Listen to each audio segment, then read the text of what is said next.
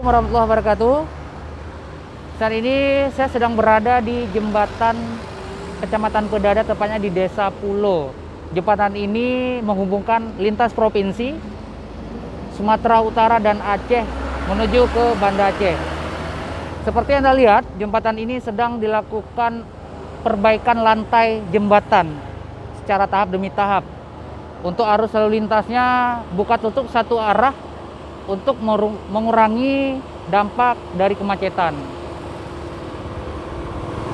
Nanti pada tanggal 7 Juli malam Rabu, jembatan ini akan ditutup total selama 6 jam, mulai jam 12 malam hingga jam 6 pagi.